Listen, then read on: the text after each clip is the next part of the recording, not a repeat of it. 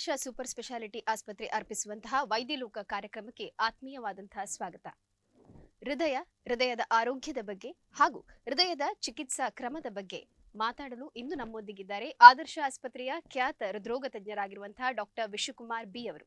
Sir, ನಿಮಗೆ ಕಾರ್ಯಕ್ರಮಕ್ಕೆ ಆತ್ಮೀಯವಾದಂತಹ ಸ್ವಾಗತ. ಸರ್, ನಮ್ಮ ಆರೋಗ್ಯದಲ್ಲಿ ಹೃದಯದ ಪಾತ್ರವೇನು? ಹೃದಯ ನಮ್ಮ ದೇಹದ ಪ್ರಧಾನವಾದ ಅಂಗ.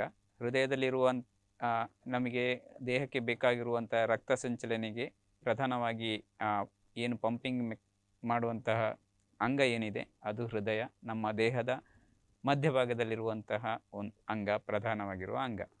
ಈಗ ನಮ್ಮ ಹೃದಯದಲ್ಲಿ ಅದರ ರಚನೆಯು ತುಂಬ ಸೂಕ್ಷ್ಮವಾಗಿರೋದು ಮತ್ತು ಅಮೋಘವಾಗಿರುವಂಥದ್ದು. ನಮ್ಮ ಹೃದಯದಲ್ಲಿ 4 ಕೋಣೆಗಳಿದ್ದಾವೆ. ಆ ಕೋಣೆ ಎಡಭಾಗದಲ್ಲಿ 2 ಕೋಣೆಗಳು, ಬಲಭಾಗದಲ್ಲಿ 2 ಕೋಣೆಗಳು.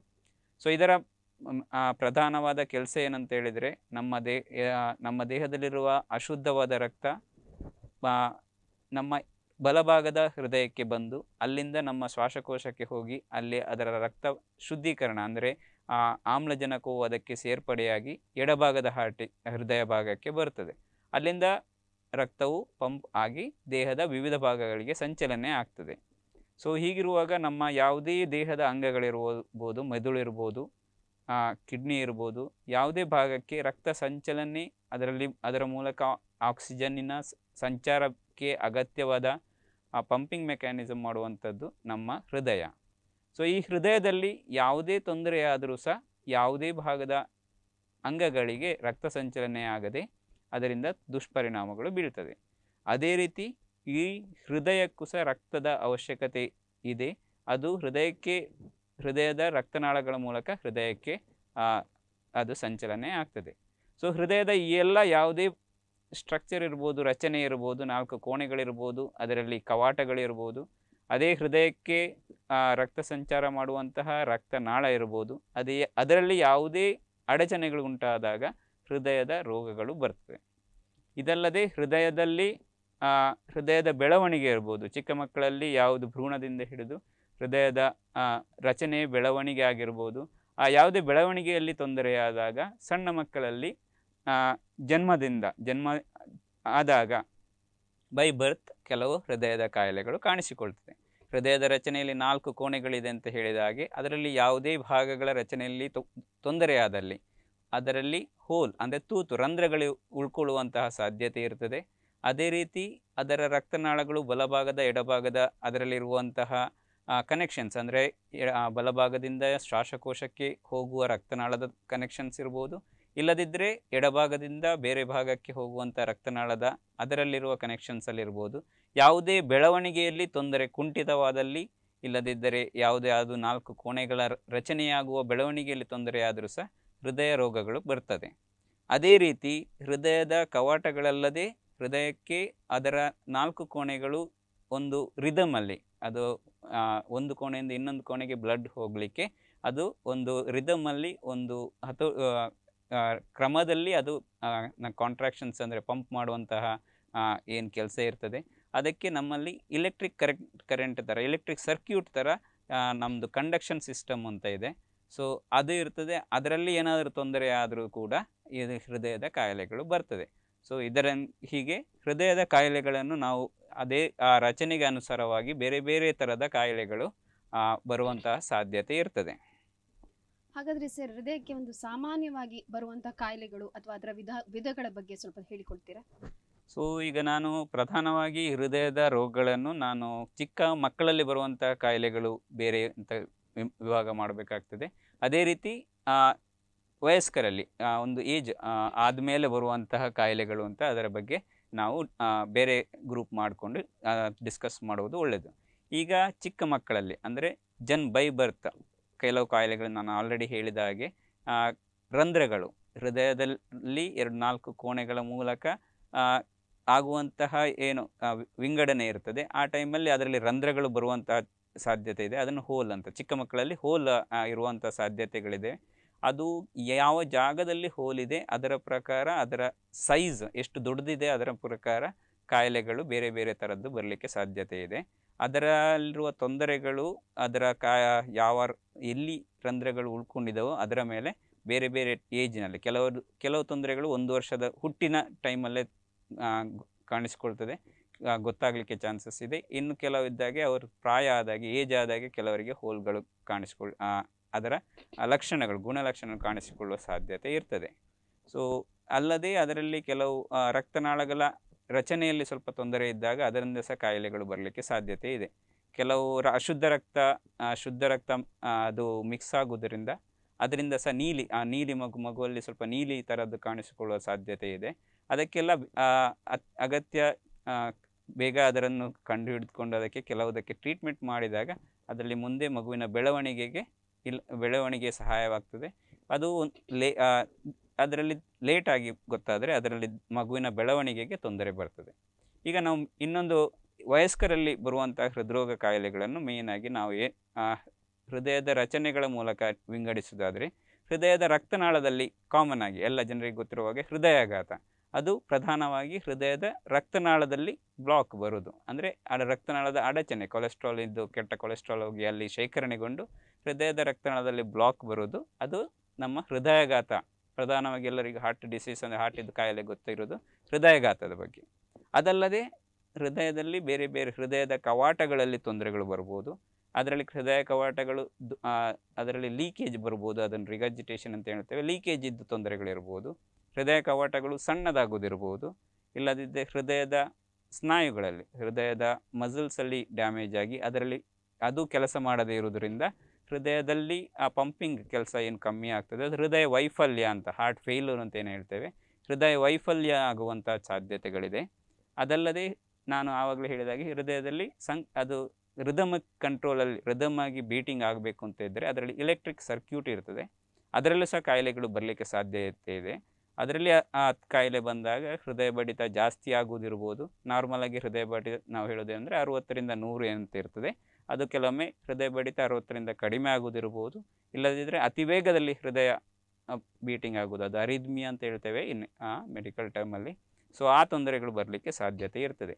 ಹೀಗೆ ಹೃದಯದ ಕಾಯಿಲೆಗಳನ್ನು ಹೃದಯದ ರಕ್ತನಾಳಗಳ ತೊಂದರೆ, ಹೃದಯದ ಸ್ನಾಯುಗಳ ತೊಂದರೆ, ಇಲ್ಲದಿದ್ದರೆ ಹೃದಯದ ಕವಾಟಗಳ ತೊಂದರೆ, ಹೃದಯದಲ್ಲಿರುವ ಎಲೆಕ್ಟ್ರಿಕ್ ಸರ್ಕ್ಯೂಟಿನ ತೊಂದರೆ, ಇಲ್ಲದಿದ್ದರೆ ಸಣ್ಣ ಮಕ್ಕಳಲ್ಲಿ ಬರುವಂಥ ಕಂಜನಿಟಲ್ ಹಾರ್ಟ್ ಡಿಸೀಸ್, ಹೀಗೆ ವಿವಿಧ ಪ್ರಕಾರಗಳಾಗಿ ನಾವು ವಿಂಗಡಣೆ ಮಾಡಲಿಕ್ಕೆ ಸಾಧ್ಯತೆ ಇದೆ.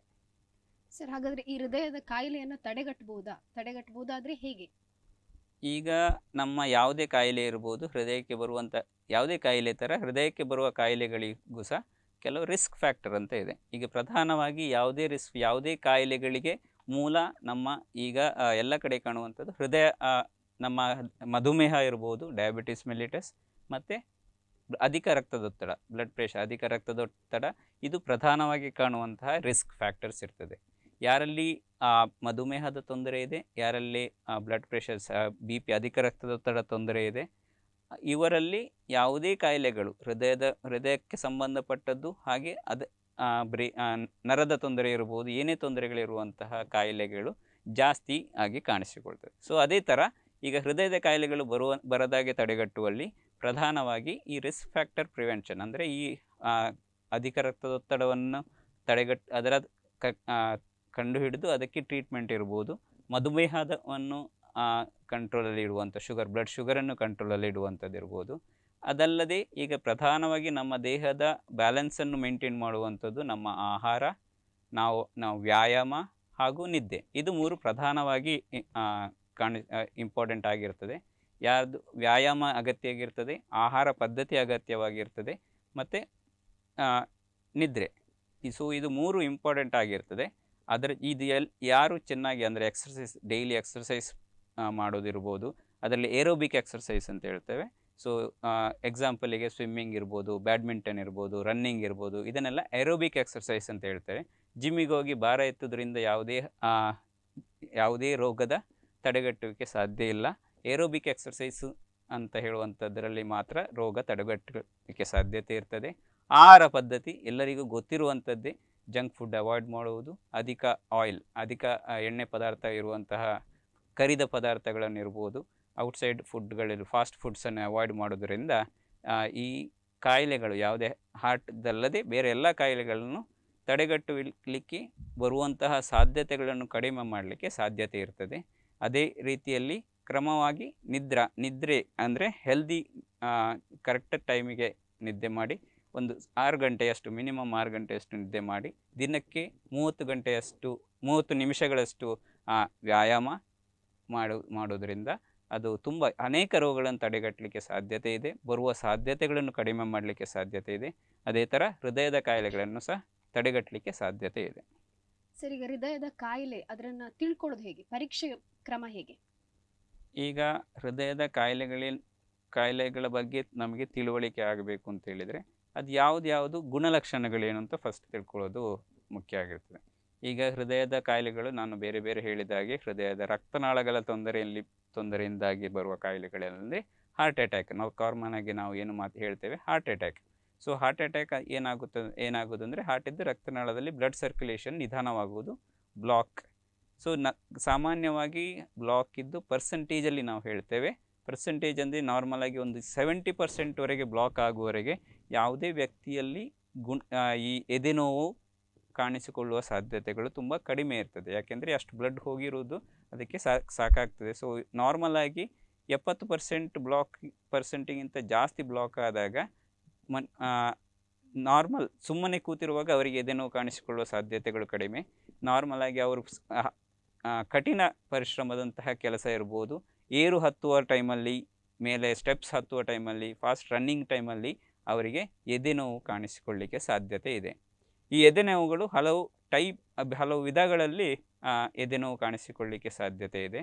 ಪ್ರಧಾನವಾಗಿ ಎದೆಯ ಮಧ್ಯಭಾಗದಲ್ಲಿ ಎದೆಯಲ್ಲಿ ಹಿಂಡಿದ ಹಾಗೆ, ಇಲ್ಲದಿದ್ದರೆ ಎದೆ ಮೇಲೆ ಯಾರು ನಿಂತ್ಕೊಂಡ ಹಾಗೆ, ಇಲ್ಲದಿದ್ದರೆ ಹಿಂದಿಂದ ಯಾರು ಅವರನ್ನು ಗಟ್ಟಿಯಾಗಿ ಹಿಡ್ಕೊಂಡ ಹಾಗೆ ಎದೆನೋವು ಬರಲಿಕ್ಕೆ ಸಾಧ್ಯತೆ ಇದೆ.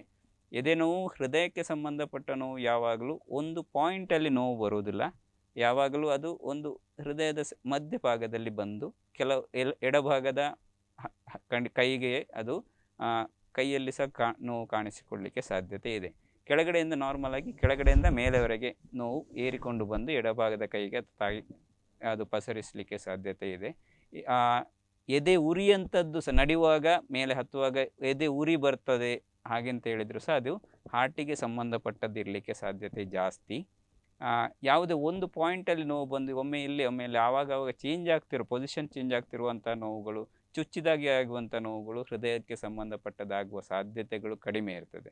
ಸೊ ಈಗ ಪ್ರಧಾನವಾಗಿ ನಮಗೆ ಹಾರ್ಟಿದ್ದು ಯಾವುದೇ ತೊಂದರೆ ಇದ್ದರೂ ಎದೆನೋವು ಕಾಣಿಸಿಕೊಳ್ಳುವುದು ಸಾಮಾನ್ಯವಾಗಿ ಇರ್ತದೆ. ಸೊ ಎದೆನೋವಲ್ಲಿ ಬೇರೆ ಬೇರೆ ಥರದ್ದು ನಾನು ಆಲ್ರೆಡಿ ಹೇಳಿದ ಹಾಗೆ ಬೇರೆ ಬೇರೆ ಥರದ ನೋವುಗಳು ಕಾಣಿಸ್ತದೆ. ಪ್ರಧಾನವಾಗಿ ಮಧ್ಯ ಇರ್ಬೋದು, ಇಲ್ಲದೆ ಎಡಭಾಗದಲ್ಲಿ ಸಹ ನೋವು ಕಾಣಿಸಿಕೊಳ್ತದೆ. ಸೊ ಅದು ಯಾವಾಗಲೂ ಹೃದಯಕ್ಕೆ ಸಂಬಂಧಪಟ್ಟ ನೋವು ನಡೆಯುವಾಗ ಜಾಸ್ತಿ ಆಗ್ತದೆ, ಏರು ಹತ್ತುವಾಗ ನೋವು ಜಾಸ್ತಿ ಆಗ್ತದೆ. ಅದೇ ಥರ ಬೇರೆ ಹೃದಯದ ತೊಂದರೆಗಳಲ್ಲಿ ಅಂದರೆ ಹಾರ್ಟಿದ್ದು ಮಸಲ್ಸ್ ಸ್ನಾಯುಗಳಲ್ಲಿ ವೈಫಲ್ಯ ಆದಾಗ ಜಾಸ್ತಿ ಕಾಣಿಸಿಕೊಳ್ಳುವುದು ಉಸಿರಾಟ ತೊಂದರೆ. ಹಾರ್ಟಿದ್ದು ಪಂಪಿಂಗ್ ಕಮ್ಮಿ ಆದಾಗ ನಡೆಯುವಾಗ ಇರ್ಬೋದು, ಏರು ಹತ್ತುವಾಗ ಸ್ಟಾರ್ಟಿಂಗಲ್ಲಿ ಉಸಿರಾಟ ತೊಂದರೆ ಅಂದರೆ ಉಸಿರಾಡಲಿಕ್ಕೆ ಕಷ್ಟವಾಗುವಂಥ ಸಾಧ್ಯತೆಗಳಿದೆ. ಅದರ ತೀವ್ರತೆ ಜಾಸ್ತಿ ಆದಾಗ ಲೆವೆಲ್ ಗ್ರೌಂಡಲ್ಲಿ ನಡೆಯುವಾಗ ಸಹ ಉಸಿರಾಟ ತೊಂದರೆ ಜಾಸ್ತಿ ಆಗ್ತದೆ. ಸೊ ಅದು ಹಾರ್ಟಿನ ಪಂಪಿಂಗ್ ಕಮ್ಮಿ ಆದ ಹಾರ್ಟ್ ಫೇಲ್ಯೂರ್ ಇರ್ಬೋದು, ಹೃದಯ ವೈಫಲ್ಯದ ಲಕ್ಷಣಗಳಾಗಿರ್ತದೆ. ಮೂರನೇ ಥರದ್ದು ಅಂತ ಹೇಳಿದರೆ ಪಾಲ್ಪಿಟೇಷನ್ಸ್, ಹೃದಯ ಬಡಿತ ಜಾಸ್ತಿ ಆಗಿದ್ದು ನಮಗೆ ಅರಿವಾಗುವಂಥದ್ದಕ್ಕೆ ಪಾಲ್ಪಿಟೇಷನ್ಸ್ ಅಂತ ಹೇಳ್ತೇವೆ.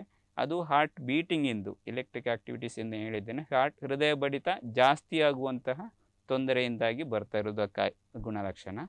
ಹೃದಯ ಬಡಿತ ಕಮ್ಮಿ ಆದಾಗ ಏನಾಗ್ತದೆ ಅಂದರೆ ತಲೆ ಸುತ್ತುವುದು, ಸಡನ್ನಾಗಿ ಕಣ್ಣು ಕತ್ತಲೆ ಬಂದಾಗ ಆಗೋದಿರ್ಬೋದು, ತಲೆ ಸುತ್ತೋದೇ ಇರ್ಬೋದು. ಇದು ಹೃದಯ ಬಡಿತ ಕಡಿಮೆ ಆಗುವ ಟೈಮಲ್ಲಿ, ಇಲ್ಲದಿದ್ದರೆ ಯಾವಾಗ ಹೃದಯ ಬಡಿತ ತುಂಬ ಜಾಸ್ತಿಯಾಗಿ BP ಕಡಿಮೆ ಆಗುವ ಸಾಧ್ಯತೆ ಇರ್ತದೆ, ಆ ಟೈಮಲ್ಲಿ ತಲೆ ಸುತ್ತುವಿಕೆ ಬರಲಿಕ್ಕೆ ಚಾನ್ಸಸ್ ಇರ್ತದೆ.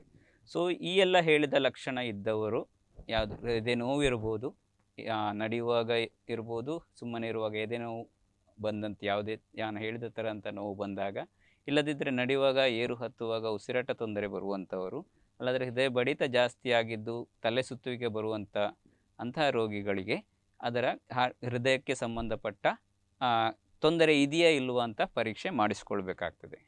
ಸೊ ಯಾವುದೆಲ್ಲ ಟೆಸ್ಟ್ ಮಾಡಿಸ್ಬೋದು ಅಂತ ಹೇಳಿದರೆ, ಪ್ರಧಾನವಾಗಿ ನಾವು ಕಾರ್ಡಿಯಾಲಜಿಸ್ಟನ್ನು ಕನ್ಸಲ್ಟ್ ಮಾಡಬೇಕಾಗುತ್ತೆ. ಆ ಟೈಮಲ್ಲಿ ಕೆಲವು ಟೆಸ್ಟ್ಗಳನ್ನು ನೋಡಿಕೊಂಡು ಅವರನ್ನು ಪರೀಕ್ಷಿಸಿದ ನಂತರ ಕೆಲವು ಟೆಸ್ಟ್ಗಳು ಯಾವುದೆಲ್ಲ ಅಗತ್ಯ ಇರ್ತದೆ ಅಂತ ಹೇಳಿದರೆ, ಪ್ರಧಾನವಾಗಿ ಮೇಯ್ನಾಗಿ ಅವೈಲಬಿಲಿಟಿ ಇರುವಂಥದ್ದು ಇ ಸಿ ಜಿ.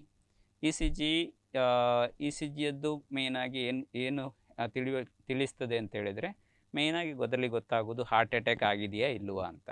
ಎರಡನೇದು ಹಾರ್ಟಿದ್ದು ಎದೆ ಬಡಿತ ಜಾಸ್ತಿ ಇದೆಯಾ ಕಡಿಮೆ ಆಗಿದೆಯಾ ಅಂತ. ಈ ಎಲ್ಲ ಇ ಸಿ ಜಿ ನಾವು ಹೋಗಿ ರೆಸ್ಟಿಂಗ್ ಇ ಸಿ ಜಿ ಅಂತೇನು ಹೇಳ್ತೇವೆ, ನಾವು ಸುಮ್ಮನೆ ಇರುವಾಗ ಹೀಗೆ ಹೋಗಿ ಮಾಡುವಂಥ ಇ ಸಿ ಜಿಯಲ್ಲಿ ಆ ಟೈಮಲ್ಲಿ ನಿಮಗೆ ಎದೆ ನೋವು ಇದ್ದು ಹೃದಯಾಘಾತ ಆಗಿದ್ದರೆ ಮಾತ್ರ ಅದರಲ್ಲಿ ಗೊತ್ತಾಗ್ತದೆ. ಸೊ ಹೃದಯ ಬಡಿತ ಜಾಸ್ತಿ ಇರೋದಿರ್ಬೋದು, ಕಡಿಮೆ ಆಗಿರೋದು ಅದರಲ್ಲಿ ಗೊತ್ತಾಗ್ತದೆ. ಆದರೆ ಇ ಸಿ ಜಿ ಒಂದು ಸಲ ನಾರ್ಮಲ್ ಇದೆ ಅಂದ ಕೂಡಲೇ ಅದು ನೀವು ಎಲ್ಲ ಸರಿ ಇದ್ದೀರಿ, ನಾರ್ಮಲ್ ಇದ್ದೀರಿ ಅಂತ ಅಂದ್ಕೊಳ್ಳೋದು ಅದು ತಪ್ಪು ಕಲ್ಪನೆ ಆಗಿರ್ತದೆ. ಇ ಸಿ ಜಿಯಲ್ಲಿ ನಿಮಗೆ ಮೇಜರಾಗಿ ತೊಂದರೆ ಆಗುವವರೆಗೆ ನಾರ್ಮಲ್ ಬರಲಿಕ್ಕೆ ಸಾಧ್ಯತೆ ಇದೆ. ಹೃದಯಾಘಾತ ಆಗುವ ಅರ್ಧ ಗಂಟೆ ಮೊದಲು ಸಹ ಇ ಸಿ ಜಿ ನಾರ್ಮಲ್ ಬರಲಿಕ್ಕೆ ಸಾಧ್ಯತೆ ಇದೆ. ಸೊ ಇ ಸಿ ಜಿ ಮಾಡಿಕೊಂಡು ನಾನು ನಾರ್ಮಲ್ ಇದ್ದೇನೆ ಅಂತ ಅಂದ್ಕೊಳ್ಳೋದು ಸರಿಯಲ್ಲ. ಸೊ ಏನು ಮಾಡಬೇಕು ಆವಾಗ? ಬೇರೆ ಟೆಸ್ಟ್ ಇರುವಂಥದ್ದು ಹಾರ್ಟಿದ್ದು ಸ್ಕ್ಯಾನು, ಅದಕ್ಕೆ ಇಕೋಕಾರ್ಡಿಯೋಗ್ರಫಿ ಅಂತ ಹೇಳ್ತೇವೆ. ಸೊ ಇಕೋಕಾರ್ಡಿಯೋಗ್ರಫಿ ಮಾಡಿದಾಗ ಅದರಲ್ಲಿ ಗೊತ್ತಾಗ್ತದೆ ಹಾರ್ಟಿದ್ದು ಏನು ಮಸಲಿಗೆ ಡ್ಯಾಮೇಜ್ ಆಗಿದೆಯಾ, ಹೃದಯ ಕವಾಟಗಳಲ್ಲೇನಾದರೂ ತೊಂದರೆ ಇದೆಯಾ, ಅದು ಇಕೋಕಾರ್ಡಿಯೋಗ್ರಾಮ್ ಮಾಡಿದರೆ ಗೊತ್ತಾಗ್ತದೆ. ನೆಕ್ಸ್ಟ್ ಏನು ಮಾಡಬೇಕು ಹಾಗಾದರೆ? ಹೃದಯದ ಬಗ್ಗೆ ಕರೆಕ್ಟಾಗಿ ಅಂದರೆ ಗೊತ್ತಾಗಬೇಕು ಅಂತ ಹೇಳಿದರೆ ಟ್ರೆಡ್ಮಿಲ್ ಟೆಸ್ಟ್, ಅಂದರೆ ಈಗ ಟ್ರೆಡ್ಮಿಲಲ್ಲಿ ಓಡಿ ಅದರಲ್ಲಿ 3ರಿಂದ 4 ಸ್ಟೇಜಸ್ಸಲ್ಲಿ ಓಡಿ ಇ ಸಿ ಜಿ ಮಾಡುವಂಥದ್ದು, ರನ್ನಿಂಗ್ ಮಾಡಿಕೊಂಡು ಇ ಸಿ ಜಿ ಮಾಡುವಂಥದ್ದು ಹೃದಯಾಘಾತ ಆಗುವುದಕ್ಕಿಂತ ತುಂಬ ಮುಂಚೆ ಏನು ಅದು ನಾನು 70% ಮೇಲ್ಗಡೆ ಬ್ಲಾಕ್ ಇದ್ದರೆ ಇರಬೇಕಾಗ್ತದೆ ಗೊತ್ತಾಗಲಿಕ್ಕೆ ಅಂತ ಹೇಳಿದ್ದೆಲ್ಲ. ಸೊ ಎಲ್ಲ ವ್ಯಕ್ತಿಗಳು ಯಾರಿಗೆ ನಿಮ್ಮ ಹೃದಯದ ಆರೋಗ್ಯದ ಬಗ್ಗೆ ತಿಳುವಳಿಕೆ ಬೇಕು ಅಂತ ಇದ್ದರೆ ಖಂಡಿತವಾಗಿಯೂ ಅವರು ಈ ಟೆಸ್ಟ್ ಮಾಡಬೇಕಾಗ್ತದೆ. ಅದಕ್ಕೆ ಟ್ರೆಡ್ಮಿಲ್ ಟೆಸ್ಟ್ ಅಂತ ಹೇಳ್ತೇವೆ. ಟ್ರೆಡ್ಮಿಲಲ್ಲಿ ಓಡಿ ಇ ಸಿ ಜಿ ಮಾಡುವಂಥ ಇದು ಪರೀಕ್ಷೆ ಅತ್ಯಗತ್ಯವಾಗಿರ್ತದೆ. ಯಾರಿಗೆ ಓಡಲಿಕ್ಕೆ ಸಾಧ್ಯತೆ ಇದೆಯೋ ಅವರೆಲ್ಲ ಕಡಿಮೆ 35 ವರ್ಷದಿಂದ ಸ್ಟಾರ್ಟ್ ಮಾಡಿಕೊಂಡು ಅವರು ಈ ಟ್ರೆಡ್ಮಿಲ್ ಟೆಸ್ಟನ್ನು ಮಾಡಿಸಿಕೊಂಡು, ಟ್ರೆಡ್ಮಿಲ್ ಟೆಸ್ಟ್ ನಾರ್ಮಲ್ ಇದ್ದರೆ 95% ಚಾನ್ಸ್ ನಿಮಗೆ ನಿಮ್ಮ ಹೃದಯದಲ್ಲಿ ಏನು ತೊಂದರೆ ಇರಲಿಕ್ಕಿಲ್ಲ ಅಂತ ಹೇಳುವಂಥದ್ದು ಕನ್ಫರ್ಮ್ ಮಾಡ್ಕೊಳ್ಬೋದು. ವಿದೌಟ್ ಟ್ರೆಡ್ಮಿಲ್ ಟೆಸ್ಟ್ ನಾವು ನಾರ್ಮಲ್ ಇದೆ ಅಂತ ಹೇಳ್ಕೊಳ್ಳೋದು ಕಷ್ಟ ಆಗ್ತದೆ. ನೆಕ್ಸ್ಟ್ ಬೇರೆ ಇರುವಂಥದ್ದು ಹಾರ್ಟ್ ಅಟ್ಯಾಕ್ ಆಗೋ ಟೈಮಲ್ಲಿ ಮಾಡುವಂಥದ್ದು ಆ್ಯಂಜಿಯೋಗ್ರಾಮ್. ಆ್ಯಂಜಿಯೋಗ್ರಾಮ್ 2 ಥರ ಇದೆ. ಸಿ ಟಿ ಆ್ಯಂಜಿಯೋಗ್ರಾಮ್ ಇದೆ, ಕನ್ವೆನ್ಷನಲ್ ಆ್ಯಂಜಿಯೋಗ್ರಾಮ್ ಇದೆ. ಹಾಗೆ ಇದೆಲ್ಲ ನಾರ್ಮಲ್ ಆಗಿ ಮಾಡುವಂತಹ ಟೆಸ್ಟ್ಗಳು. ಇನ್ನೂ ಅನೇಕ ಟೆಸ್ಟ್ಗಳಿದ್ದಾವೆ. ಇದು ಅತ್ಯಗತ್ಯವಾಗಿರುವಂತಹ ಟೆಸ್ಟ್ಗಳು. ಸರ್, ಈಗ ಆಂಜಿಯೋಗ್ರಾಮ್ ಬಗ್ಗೆ ಹೇಳಿದ್ರಿ. ಯಾವ ಏಜ್ನವರು ಆಂಜಿಯೋಗ್ರಾಮ್ ಅನ್ನು ಮಾಡಬೇಕು, ಇದರ ಬಗ್ಗೆ ಹೇಳ್ತೀರಾ? ನೋಡಿ, ಈಗ ಆಂಜಿಯೋಗ್ರಾಮ್ ಅಂತ ಹೇಳೋದು ನಮ್ಮ ಹೃದಯದ ಹಾರ್ಟಿಗೆ ಸಂಬಂಧಪಟ್ಟ ಪ್ರಧಾನ ಕಾಯಿಲೆ ಏನು ಹಾರ್ಟ್ ಅಟ್ಯಾಕ್ ಅಂತ ಜನಸಾಮಾನ್ಯರಲ್ಲಿ ಯಾವುದು ಏನು ಭಯ ಇರ್ಬೋದು ಅದನ್ನು ಕ್ಲಿಯರ್ ಮಾಡಲಿಕ್ಕೆ ಇರ್ಬೋದು. ಅದು ಪಾರ್ಟ್ ಆಫ್ ಮೇನ್ ಡಯಾಗ್ನೋಸಿಸ್ಗೆ ಹೆಲ್ಪ್ ಮಾಡುವಂತಹ ಚಿಕಿತ್ಸಾ ಪರೀಕ್ಷಾ ಕ್ರಮ ಆಗಿರ್ತದೆ ಆಂಜಿಯೋಗ್ರಾಮ್. ಸೊ ಈಗ ಆಂಜಿಯೋಗ್ರಾಮ್ ಯಾರು ಮಾಡಿಸ್ಬೇಕು? ಈಗ ಎಲ್ಲರಿಗೆ ಆಂಜಿಯೋಗ್ರಾಮ್ ಮಾಡಿಸ್ಬೋದೇ? ಇಲ್ಲ. ಆಂಜಿಯೋಗ್ರಾಮ್ ಮಾಡಿಸೋದಕ್ಕೆ ನಾವು ಕಾರ್ಡಿಯಾಲಜಿಸ್ಟ್ ಅವರಿಗೆ ಪ್ರಿಲಿಮಿನರಿ ಟೆಸ್ಟ್ ಎಲ್ಲ ಮಾಡಿಸಿಕೊಂಡು ಅವರಿಗೆ ತೊಂದರೆ ಇದೆ ಅಂತ ಕನ್ಫರ್ಮ್ಡ್ ಇಲ್ಲದಿದ್ದರೂ ಸಹ ಅದರಲ್ಲಿ ಪ್ರೊಬ್ಯಾಬಿಲಿಟಿ ಜಾಸ್ತಿ ಇದ್ದವಂಥವರಿಗೆ ಆಂಜಿಯೋಗ್ರಾಮ್ ಮಾಡ್ತೇವೆ. ಸೊ ಈಗ ಆಂಜಿಯೋಗ್ರಾಮ್ ಮಾಡೋ ಮೊದಲು ಅವರ ರೋಗಿಗೆ ಕೆಲವು ಇ ಸಿ ಜಿಯಿಂದ ಹಿಡಿದು ಇಕೋಕಾರ್ಡಿಯೋಗ್ರಾಮ್ ಇರ್ಬೋದು, ಆಲ್ರೆಡಿ ಹೇಳಿದಾಗೆ ಟ್ರೆಡ್ಮಿಲ್ ಟೆಸ್ಟ್ ಇರ್ಬೋದು, ಇದೆಲ್ಲ ಮಾಡಿಸಿಕೊಂಡ ಮೇಲೆ ಅದರಲ್ಲಿ ಅದರ ರಿಸಲ್ಟ್ಸ್ನ ಮೇಲೆ ನಾವು ತೀರ್ಮಾನ ಮಾಡ್ತೇವೆ. ಸೊ ಯಾವುದೇ ವ್ಯಕ್ತಿಗೆ ಎದೆ ನೋವು ಬಂದಾಗ ಎದೆ ನೋವಿನ ತೀವ್ರತೆಯನ್ನು ನೋಡಿಕೊಂಡು ಆ ಎದೆ ನೋವು ಯಾವ ಟೈಪಲ್ಲಿ ಇದೆ, ನಾನು ಆಲ್ರೆಡಿ ಹೇಳಿದಾಗೆ ಸೆಂಟ್ರಲ್ಲಿ ಇದೆಯಾ, ಒಂದು ಮಿನಿಮಮ್ ಒಂದು 5ರಿಂದ 10 ನಿಮಿಷದವರೆಗೆ ಬರ್ತಿದೆಯಾ, ನಡೆಯುವಾಗ ನೋವು ಬರ್ತಾ ಇದೆಯಾ, ಯಾವ ಥರ ಇದೆ ಅಂತೆಲ್ಲ ನೋಡಿಕೊಂಡು ಸೊ ಅವರಿಗೆ ಒಂದು ಇ ಸಿ ಜಿ ಮಾಡ್ತಾ ಇದ್ದೇವೆ. ಇ ಸಿ ಜಿ ಮಾಡಿ ಅದರಲ್ಲಿ ನಾರ್ಮಲ್ ಅಂತ ಬಂದರೆ ಇಕೋಕಾರ್ಡಿಯೋಗ್ರಾಮ್ ಜೊತೆಗೆ ಕನ್ಫರ್ಮ್ ಮಾಡಿಕೊಂಡು, ಇಕೋಕಾರ್ಡಿಯೋಗ್ರಾಮಲ್ಲೂ ಸಹ ಹಾರ್ಟಿಗೆ ಬ್ಲಾಕ್ ಇರುವಾಗ ಹೃದಯಕ್ಕೆ ಡ್ಯಾಮೇಜ್ ಆಗುವವರೆಗೆ ಇಕೋಕಾರ್ಡಿಯೋಗ್ರಾಮ್ ಇರ್ಬೋದು, ಇ ಸಿ ಜಿ ಇರ್ಬೋದು, ನಾರ್ಮಲ್ ಬರಲಿಕ್ಕೆ ಚಾನ್ಸಸ್ ಇರ್ತದೆ. ಸೊ ಎದೆ ನೋವು ಅಂತ ಬಂದಾಗ ವ್ಯಕ್ತಿಗೆ ಇನ್ನೂ ಒಂದು ಟೆಸ್ಟ್ ಇದೆ, ಬ್ಲಡ್ ಟೆಸ್ಟಲ್ಲಿ ಟೆಸ್ಟ್ ಮಾಡಿ ನೋಡ್ತೇವೆ. ಅದಕ್ಕೆ ಟ್ರೋಪೋನಿನ್ ಟೆಸ್ಟ್ ಅಂತ, ಕಾರ್ಡಿಯಾಕ್ ಎನ್ಸೈಮ್ಸ್ ಟೆಸ್ಟ್ ಅಂತ ಹೇಳ್ತೇವೆ. ಸೊ ಟ್ರೋಪೋನಿನ್ ಅಂದರೆ ಹಾರ್ಟಿನ ಮಸಲಿಗೆ ಏನಾದರೂ ಬ್ಲಾಕಿಂದಾಗಿ ಡ್ಯಾಮೇಜ್ ಆಗಿದೆಯಾ ಅಂತ ನೋಡ್ತೇವೆ. ಈಗ ಹೃದಯಾಘಾತದಲ್ಲಿ ಅದರ ಪರ್ಸೆಂಟೇಜ್ ಬ್ಲಾಕ್ ಮೇಲೆ ಅದರ ಟೈಪ್ಸಲ್ಲಿ ಕೆಲವು ಟೈಪ್ಸ್ಗಳು ಇರ್ತವೆ. ಇ ಸಿ ಜಿ ಇಕೋಕಾರ್ಡಿಯೋಗ್ರಾಮ್ ನಾರ್ಮಲ್ ಇದ್ರೂ ಹಾರ್ಟಿಗೆ ತೊಂದರೆ ಆಗಲಿಕ್ಕೆ ಚಾನ್ಸಸ್ ಇದೆ. ಅದು ಕಾರ್ಡಿಯಾಕ್ ಎನ್ಸೈಮ್ಸ್ ಅಂತ ಬ್ಲಡ್ ಟೆಸ್ಟಲ್ಲಿ ಟ್ರೋಪೋನಿನ್ ಟೆಸ್ಟ್ ಮಾಡ್ಕೊಂಡು ನೋಡ್ತೇವೆ. ಸೊ ಇದು ಟ್ರೋಪೋನಿನ್ ಟೆಸ್ಟಲ್ಲಿ ಜಾಸ್ತಿ ಬಂದರೆ, ಅದರಲ್ಲಿ ಏನು ತೊಂದರೆ ಇದೆ ಅಂತ ಬಂದರೆ ಅವರಿಗೆ ಅಟ್ಯಾಕ್ ಆಗಿದೆ ಅಂತ ಅದನ್ನು ಕನ್ಫರ್ಮ್ ಮಾಡಲಿಕ್ಕೆ ಇರುವಂಥ ಟೆಸ್ಟ್ ಇರ್ತದೆ. ಸೊ ಆವಾಗ ಅಂಥ ವ್ಯಕ್ತಿಗೆ ಆಂಜಿಯೋಗ್ರಾಮ್ ಖಂಡಿತವಾಗಿಯೂ ಮಾಡಬೇಕಾಗ್ತದೆ. ಸೊ ಇದು ಎರಡನೇದು ಏನಂತ ಹೇಳಿದರೆ, ಈಗ ಎದೆ ನೋವು ಬಂದು ಇ ಸಿ ಜಿ ಮಾಡಿದಾಗ ಅದರಲ್ಲಿ ತೊಂದರೆಗಳು ಕಂಡು ಬಂದಲ್ಲಿ, ಇಕೋಕಾರ್ಡಿಯೋಗ್ರಫಿಯಲ್ಲಿ ತೊಂದರೆಗಳು ಕಂಡು ಬಂದಲ್ಲಿ ಅಂಥವರಿಗೆ ಆಂಜಿಯೋಗ್ರಾಮ್ ಮಾಡಿಸಬೇಕಾಗ್ತದೆ. ಮೂರನೇದು ಏನಂತ ಹೇಳಿದರೆ, ಇದು ಎಲ್ಲ ಇವನ್ ಆಂಜಿಯೋಗ್ರಾಮ್ ಇರ್ಬೋದು, ಬ್ಲಡ್ ಟೆಸ್ಟ್ ಇರ್ಬೋದು, ಇ ಸಿ ಜಿ ಇರ್ಬೋದು, ಇಕೋಕಾರ್ಡಿಯೋಗ್ರಫಿ ಇರ್ಬೋದು, ಬ್ಲಡ್ ಟೆಸ್ಟ್ ಇರ್ಬೋದು, ಇದು 3 ನಾರ್ಮಲ್ ಬರಲಿಕ್ಕೆ ಚಾನ್ಸಸ್ ಇದೆ. ಅಂಥ ವ್ಯಕ್ತಿಯಲ್ಲಿ ನಾವು ಟ್ರೆಡ್ಮಿಲ್ ಟೆಸ್ಟ್, ರನ್ನಿಂಗ್ ಟೆಸ್ಟ್ ಅಂದರೆ ಟ್ರೆಡ್ಮಿಲ್ ಟೆಸ್ಟಲ್ಲಿ ನೋಡಿ, ಟ್ರೆಡ್ಮಿಲ್ ಟೆಸ್ಟಲ್ಲಿ ಪಾಸಿಟಿವ್ ಬಂದರೆ ಅಂತಹ ವ್ಯಕ್ತಿಗೆ ಆಂಜಿಯೋಗ್ರಾಮಿನ ಅವಶ್ಯಕತೆ ಇದೆ. ಸೊ ಇ ಸಿ ಜಿಯಲ್ಲಿ ತೊಂದರೆ ಬಂದವರು ಇರ್ಬೋದು, ಇಕೋಕಾರ್ಡಿಯೋಗ್ರಫಿಯಲ್ಲಿ ತೊಂದರೆ ಕಾಣಿಸಿಕೊಂಡದ್ದು, ಇಲ್ಲದಿದ್ದರೆ ಬ್ಲಡ್ ಟೆಸ್ಟ್ ಟ್ರೋಪೋನಿನ್ ಜಾಸ್ತಿ ಇದ್ದವರಲ್ಲಿ, ಇಲ್ಲದ್ರೆ ಟ್ರೆಡ್ಮಿಲ್ ಟೆಸ್ಟ್ ಪಾಸಿಟಿವ್ ಬಂದವರಲ್ಲಿ ಆಂಜಿಯೋಗ್ರಾಮ್ ಮಾಡಿಸುವ ಅತ್ಯವಶ್ಯಕತೆ ಇದೆ. ಅವಶ್ಯಕತೆಗಿಂತ ಅತ್ಯವಶ್ಯಕ, ಅವರಿಗೆ ಕಂಪಲ್ಸರಿಯಾಗಿ ಆಂಜಿಯೋಗ್ರಾಮ್ ಮಾಡಿಸಬೇಕಾಗ್ತದೆ. ಆಂಜಿಯೋಗ್ರಾಮಲ್ಲಿ ನಾನು ಹೇಳಿದಾಗೆ 2 ಥರ ಇದೆ. ಕನ್ವೆನ್ಷನಲ್ ಆಂಜಿಯೋಗ್ರಾಮ್ ಅಂತ ಇದೆ. ಸಿ ಟಿ ಸ್ಕ್ಯಾನ್ ಮಾಡಿಸಿಕೊಂಡು, ಸಿ ಟಿ ಸ್ಕ್ಯಾನಲ್ಲಿ ಸ್ಪೆಷಲ್ ಸಿ ಟಿ ಸ್ಕ್ಯಾನ್, ಅದು C T scan, C T angiogram ಅಂತ ಇದೆ, ಅದನ್ನು ಸಹ ಮಾಡಿಸಿಕೊಂಡು ರಕ್ತನಾಳದಲ್ಲಿ ಬ್ಲಾಕ್ ಇದೆಯಾ ಅಂತ ತಿಳುವಳಿಕೆ ಮಾಡ್ಬೋದು. ಈಗ ಸಿ ಟಿ ಸ್ಕ್ಯಾನ್ ಮಾಡುವಾಗ ಅವರು ಒಂದು ಕ್ಯಾಲ್ಶಿಯಂ ಸ್ಕೋರ್ ಅಂತ ಮಾಡ್ತಾರೆ. ಕೆಲವು ಸ್ಕೋರಿಂಗ್ನ ಮೇಲೆ ಸಹ ರಿಸ್ಕ್ ಎಷ್ಟಿದೆ ಅಂತ ನೋಡಿಸ್ಕೊಂಡು ಅದರಿಂದ ಆಂಜಿಯೋಗ್ರಾಮ್ ಮಾಡಿಸಿಕೊಂಡು, ಸೊ ಸಿ ಟಿ ಆಂಜಿಯೋಗ್ರಾಮ್ ಮಾಡಿದ ಮೇಲೆ ಅದರಲ್ಲಿ ಏನಾದರೂ ತೊಂದರೆ ಇದೆ ಅಂತ ಕಂಡು ಬಂದಲ್ಲಿ ನಮ್ಮದು ಕನ್ವೆನ್ಷನಲ್ ಆಂಜಿಯೋಗ್ರಾಮ್ ಅಂತ ಮಾಡಬೇಕಾಗ್ತದೆ. ಸೊ ಅದರಲ್ಲಿ ಎಷ್ಟು ಪರ್ಸೆಂಟೇಜ್ ಬ್ಲಾಕ್ ಇರ್ಬೋದು, ನಾನು ಆಲ್ರೆಡಿ ಅದು ನಮ್ಮ ರಕ್ತನಾಳದಲ್ಲಿ 3 ರಕ್ತನಾಳಗಳಿರ್ತವೆ. ಎಡಭಾಗದಲ್ಲಿ ಒಂದು ಪ್ರಧಾನ ರಕ್ತನಾಳ ಇದ್ದು ಅದು ಕವಲೊಡೆದು 2 ರಕ್ತನಾಳವಾಗ್ತದೆ. ಬಲಭಾಗದಲ್ಲಿ ಇನ್ನೊಂದು ರಕ್ತನಾಳ ಇರ್ತದೆ. ಯಾವುದೇ ರಕ್ತನಾಳದಲ್ಲಿ ಬ್ಲಾಕ್ ಬಂದರೂ ಸಹ ಹಾರ್ಟ್ ಅಟ್ಯಾಕ್ ಬರಲಿಕ್ಕೆ ಚಾನ್ಸಸ್ ಇದೆ.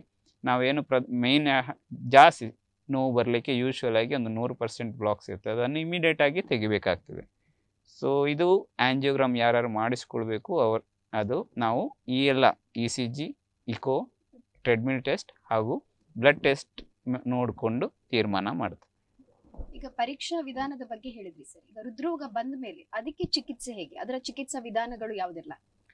ಈಗ ನಾನು ಎಲ್ಲ ಹೃದ್ರೋಗಗಳನ್ನು ವಿಭಾಗಗಳಾಗಿ ವಿಂಗಡಣೆ ಮಾಡಿಕೊಂಡು ಆಲ್ರೆಡಿ ನಾನು ಹೇಳಿದ್ದೇನೆ. ಈಗ ನಾವು ಪ್ರಧಾನವಾಗಿ ಫೋಕಸ್ ಮಾಡ್ತಿರೋದು ಎಡಲ್ಟ್ಸ್. ಅಂದರೆ ಎಡಲ್ಟ್ಸಲ್ಲಿ ನಾವು ಈಗ ರಕ್ತನಾಳದ ತೊಂದರೆ ಇದ್ದು ಆಲ್ರೆಡಿ ಹೇಳಿದ್ದೇನೆ, ಬ್ಲಾಕ್ಸ್ ಬಂದರೆ ಬ್ಲಾಕ್ ಇದ್ದು ಆಂಜಿಯೋಗ್ರಾಮ್ ಮೂಲಕ ನಾವು ಕಂಡುಹಿಡಿದು ಅದಕ್ಕೆ ಟ್ರೀಟ್ಮೆಂಟ್ ಕೊಡಬೇಕಾಗ್ತದೆ.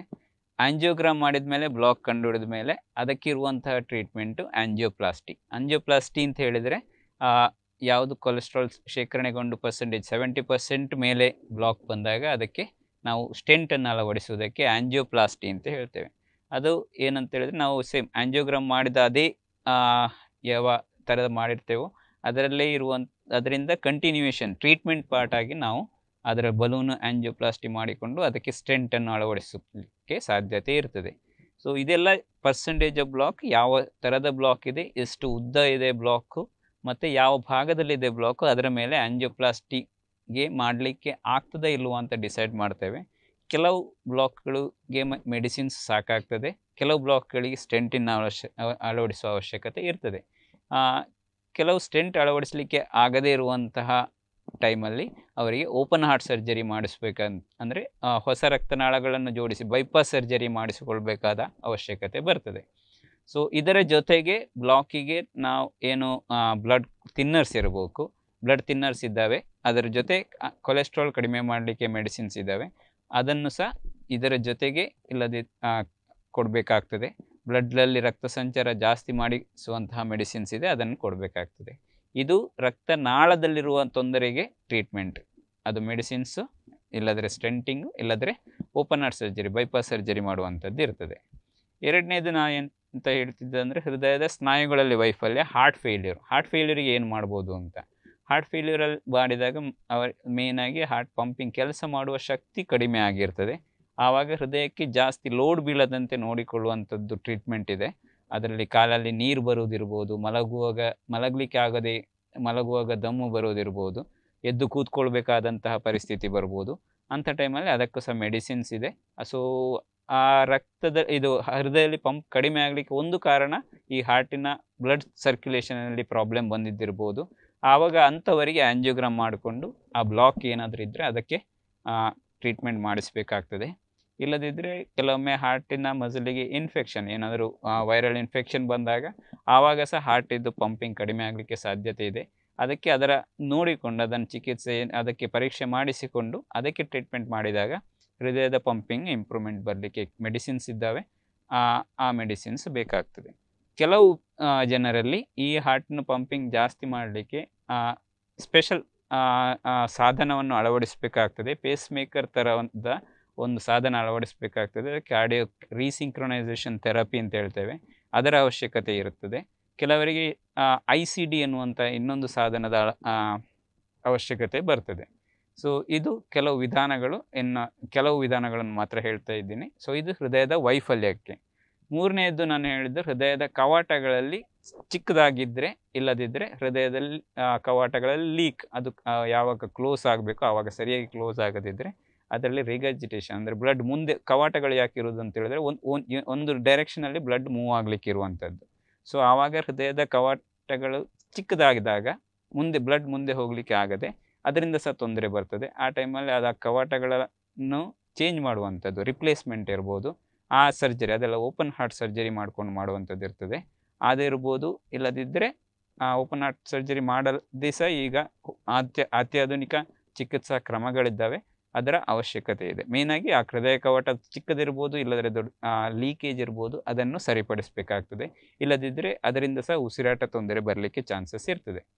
ಮೂರನೇದು ಏನಂತ ಹೇಳಿದೆ, ಹಾರ್ಟಿದ್ದು ಹೃದಯ ಬಡಿತ ಜಾಸ್ತಿ ಆಗೋದಿರ್ಬೋದು, ಕಡಿಮೆ ಆಗೋದಿರ್ಬೋದು. ನಾರ್ಮಲಾಗಿ ಕಡಿಮೆ ಆಗುವ ಸಾಧ್ಯತೆ ಇದೆ. ವಯಸ್ಕರಲ್ಲಿ ಇದು ಕಾಯಿಲೆ ಕಾಣಿಸಿಕೊಳ್ಳುವ ಸಾಧ್ಯತೆ ಇದೆ.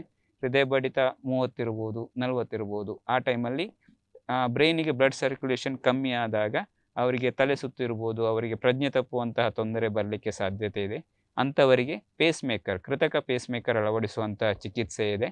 ಸೊ ಅದನ್ನು ಅಳವಡಿಸುವುದರಿಂದ ಹೃದಯದ ಬಡಿತವನ್ನು 60ರಿಂದ ಮೇಲೆ ಇಟ್ಕೊಳ್ಳಿಕ್ಕೆ ಸಾಧ್ಯತೆ ಇರ್ತದೆ. ಅವರಿಗೆ ಆಗುವಂಥ ಕತ್ತಲೆ ಬರುವುದಿರ್ಬೋದು, ಪ್ರಜ್ಞಾಹೀನತೆ ಆಗುವಂಥ ಸಾಧ್ಯತೆಗಳನ್ನು ಕಡಿಮೆ ಮಾಡಲಿಕ್ಕೆ ಪೇಸ್ ಮೇಕರ್ ಅಂತ ಚಿಕಿತ್ಸೆ ಮಾಡ್ತೇವೆ. ಸರ್, ಈಗ ಹೇಳಿದ್ರಿ ನೀವು ಆಂಜಿಯೋಪ್ಲಾಸ್ಟಿ ಆಯಿತು ಅಥವಾ ಓಪನ್ ಹಾರ್ಟ್ ಸರ್ಜರಿ ಆಯಿತು, ಅದರ ಬಗ್ಗೆ ರೋಗಿಯಾದವರು ಏನು ಮುನ್ನೆಚ್ಚರಿಕೆ ಕ್ರಮವನ್ನು ತಗೊಳ್ಬೇಕು? ಈಗ ಈ ಚಿಕಿತ್ಸೆ ಆದಮೇಲೆ ಈಗ ಏನಾಗ್ತದೆ, ಆಂಜಿಯೋಪ್ಲಾಸ್ಟಿ ಆದಮೇಲೆ ಅವರಿಗೆ ಅವರು ಬ್ಲಡ್ ಥಿನ್ನರ್ ಇದೆ, ಬ್ಲಡ್ ಥಿನ್ನರನ್ನು ಅವರು ಕಂಟಿನ್ಯೂ ಆಗಿ ತಗೊಳ್ಬೇಕಾಗ್ತದೆ. ಈಗ ಪ್ರಧಾನವಾಗಿ ಆಂಜಿಯೋಪ್ಲಾಸ್ಟಿ ಆದಮೇಲೆ ಅವರು ಯಾವ ಚಟುವಟಿಕೆ ಮಾಡ್ಬೋದು ಅಂತ ಎಲ್ಲರ ಹತ್ರ ಅದೊಂದು ಸಂಶಯ ಇರ್ತದೆ, ಅವರು ಮೊದಲಿನ ಹಾಗೆ ಕೆಲಸ ಮಾಡಲಿಕ್ಕೆ ಆಗ್ತದಾ ಇಲ್ವಾ ಅಂತ. ಖಂಡಿತವಾಗಿ ಆಂಜಿಯೋಪ್ಲಾಸ್ಟಿ ಮಾಡಿದವರು ಇಮಿಡಿಯೇಟಾಗಿ ನೆಕ್ಸ್ಟ್ ಡೇಯಿಂದ ಸಹ ವಾಕಿಂಗ್ ಮಾಡಲಿಕ್ಕೆ ಸ್ಟಾರ್ಟ್ ಮಾಡ್ಬೋದು. ಬೆಡ್ ರೆಸ್ಟ್ ಎನ್ನುವುದು ನಾವು ಯೂಶ್ವಲಿ ಸಜೆಸ್ಟ್ ಮಾಡುವುದಿಲ್ಲ. ಯಾರಿಗೆ ಹಾರ್ಟಿದ್ದು ಆಲ್ರೆಡಿ ಡ್ಯಾಮೇಜ್ ಆಗಿ ಹಾರ್ಟಿದ್ದು ಪಂಪಿಂಗ್ ಕಡಿಮೆ ಆಗಿದೆ ಅಂಥವರಿಗೆ ಮಾತ್ರ ಯಾವ ಕೆಲಸಗಳನ್ನು ಅವ್ರು ಮಾಡಲಿಕ್ಕೆ ಆಗ್ತದೆ ಅಂಥ ಕೆಲಸಗಳನ್ನು ಮಾಡ್ಬೋದು. ಅಂಥವರಿಗೆ ಹೃದಯದ ಪಂಪಿಂಗ್ ಕಮ್ಮಿ ಇದ್ದರೆ ಮಾತ್ರ ಅವರಿಗೆ ಏರು ಹತ್ತುವಾಗ ಉಸಿರಾಟ ತೊಂದರೆ ಇರ್ಬೋದು, ಉಸಿರಾಡಲಿಕ್ಕೆ ಕಷ್ಟ ಆಗೋದೆಲ್ಲ ಸಾಧ್ಯತೆ ಇದೆ. ಇಲ್ಲದಿದ್ದರೆ ಯಾರಿಗೆ ಏನು ತೊಂದರೆ ಇಲ್ಲ ಅಂದರೆ ಯಾವುದು ಬೆಡ್ ರೆಸ್ಟ್ ಯಾರಿಗೂ ಅವಶ್ಯಕತೆ ಇಲ್ಲ, ಅವರು ಯಾವುದೇ ಆ್ಯಕ್ಟಿವಿಟೀಸನ್ನು ಮಾಡ್ಬೋದು. ಆದರೆ ರೆಗ್ಯುಲರ್ ಆಗಿ ಏನು ವೈದ್ಯರು ಹೇಳಿದಂತಹ ಮೆಡಿಸಿನ್ಸ್ ಇದೆಯಲ್ಲ ಅದನ್ನು ಕಂಟಿನ್ಯೂಸ್ ಆಗಿ ಅವರು ತಗೊಳ್ಬೇಕಾಗ್ತದೆ. ಯಾರಿಗೂ ಬೆಡ್ ರೆಸ್ಟಿನ ಅವಶ್ಯಕತೆ ಇಲ್ಲ, ಯಾವುದೇ ಆ್ಯಕ್ಟಿವಿಟೀಸನ್ನು ಅವರು ಮಾಡ್ಬೋದು. ಎಲ್ಲಿ ಬೇಕಾದರೂ ಅವರು ಟ್ರಾವೆಲ್ ಮಾಡೋದರಲ್ಲಿ ಏನೂ ನಿರ್ಬಂಧ ಇಲ್ಲ. ಅವರು ಯಾವುದೇ ವಿಧದ ವಾಹನ, ಇದರಲ್ಲಿ 2 ವೀಲರ್ಸ್ ನಾವು ಯೂಶ್ವಲಿ ಅವಾಯ್ಡ್ ಮಾಡಲಿಕ್ಕೆ ಹೇಳ್ತೇವೆ. ಯಾಕೆಂದರೆ ಏನಾದರೂ ತೊಂದರೆ ಆಗಿ ಬ್ಲಡ್ ಥಿನ್ನರ್ ತಗೊಳ್ಳುವಾಗ ಏನಾದರೂ ತಾಗಿಸಿಕೊಂಡ್ರೆ ಅದರಲ್ಲಿ ಬ್ಲೀಡಿಂಗ್ ಚಾನ್ಸಸ್ ಎಲ್ಲ ಜಾಸ್ತಿ ಇರ್ತದೆ. ಸ್ಟೆಂಟಿಂಗ್ ಅಳವಡಿಸಿ 1 ವರ್ಷದವರೆಗೆ ಅವರಿಗೆ ಯಾವುದೇ ಮಾತ್ರೆಗಳನ್ನು ನಿಲ್ಲಿಸಲಿಕ್ಕೆ ಕಷ್ಟ ಆಗ್ತದೆ. ಆದ ಕಾರಣ ಸ್ಟಾರ್ಟಿಂಗ್ ಡೇಸಲ್ಲಿ ಅವರಿಗೆ ತಲೆ ಸುತ್ತು ಬರುವಂಥ ಸಾಧ್ಯತೆ ಇರುವ ಕಾರಣ 2 ವೀಲರ್ಸ್ ಅವರು ಅವಾಯ್ಡ್ ಮಾಡಲಿಕ್ಕೆ ಹೇಳ್ತೇವೆ. ಇಲ್ಲದಿದ್ದರೆ ಅವರು ಯಾವುದೇ ಕೆಲಸ ಮಾಡೋದಿರ್ಬೋದು, ಭಾರ ಎತ್ತುವುದಿರ್ಬೋದು, ಬೆಂಡ್ ಮಾಡೋದಿರ್ಬೋದು, ಯಾವುದೇ ಕೆಲಸ ಮಾಡಲಿಕ್ಕೆ ಏನೂ ನಿರ್ಬಂಧವಿಲ್ಲ.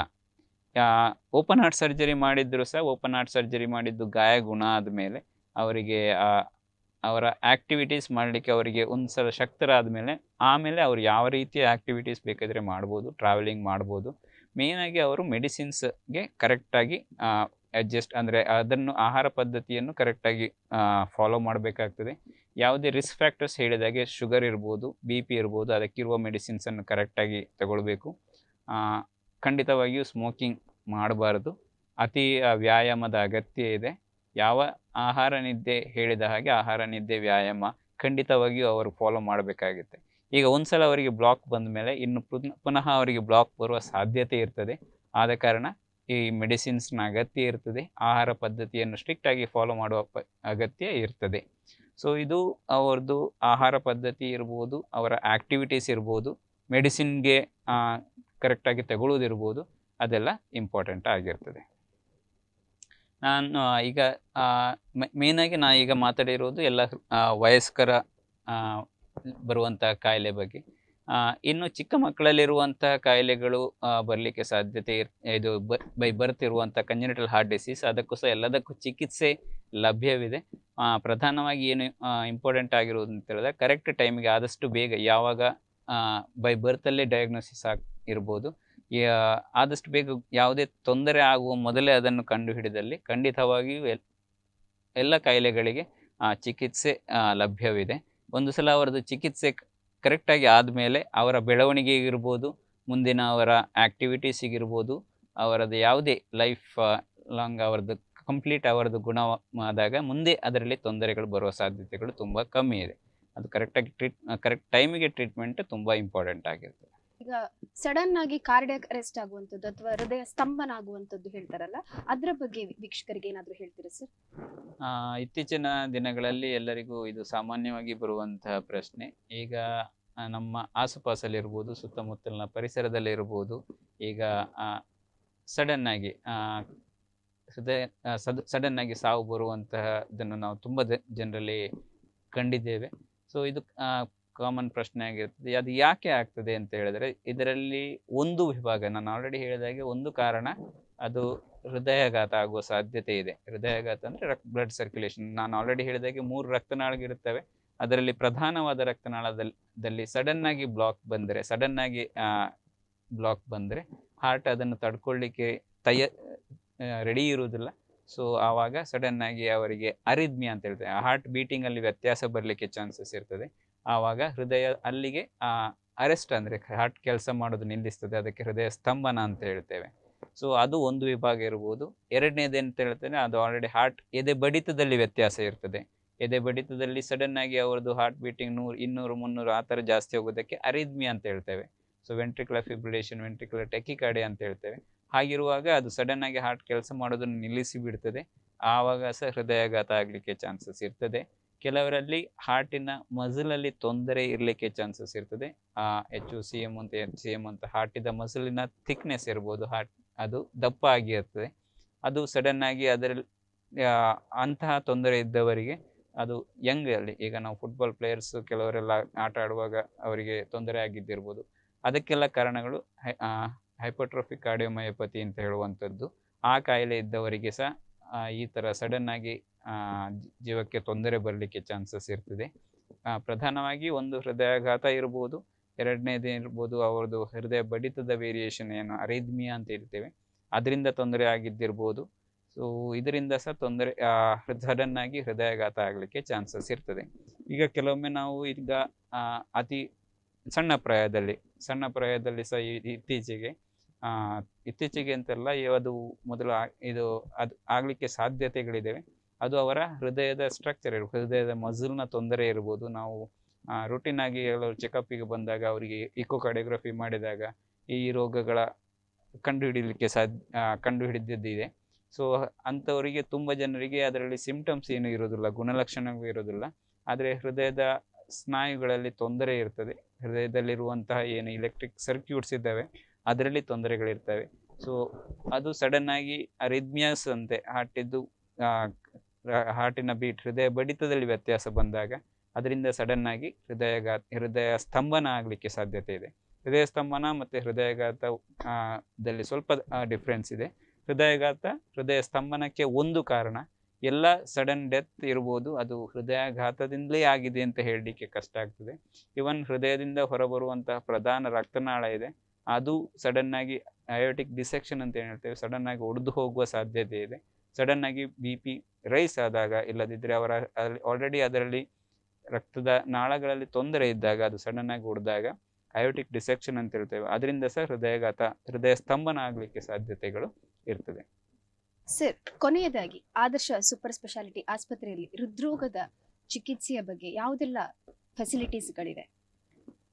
ಈಗ ನಮ್ಮ ಆದರ್ಶ ಆಸ್ಪತ್ರೆಯಲ್ಲಿ ಹೃದಯಕ್ಕೆ ಸಂಬಂಧಪಟ್ಟ ಪರೀಕ್ಷಾ ವಿಧಾನಗಳಿರ್ಬೋದು, ECG, TMT, ಇಕೋಕಾರ್ಡಿಯೋಗ್ರಫಿ, ಅದರಿಂದ ಸೇರಿಕೊಂಡು ಆಂಜಿಯೋಗ್ರಾಮ್, ಆಂಜಿಯೋಪ್ಲಾಸ್ಟಿ ಮತ್ತು ಪೇಸ್ ಮೇಕರ್ ಅಳವಡಿಸುವುದು, ಈ ಚಿಕಿತ್ಸೆಗೆ ಅಗತ್ಯವಿರುವಂತಹ ಎಲ್ಲ ಅವಶ್ಯಕತೆಗೆ ಇರುವಂಥ ಎಲ್ಲ ಸಾಧನಗಳಿರ್ಬೋದು, ಎಲ್ಲ ಫೆಸಿಲಿಟೀಸ್ ನಮ್ಮಲ್ಲಿ ಎಲ್ಲ 24/7 ಅವೈಲೇಬಿಲಿಟಿ ಇದೆ.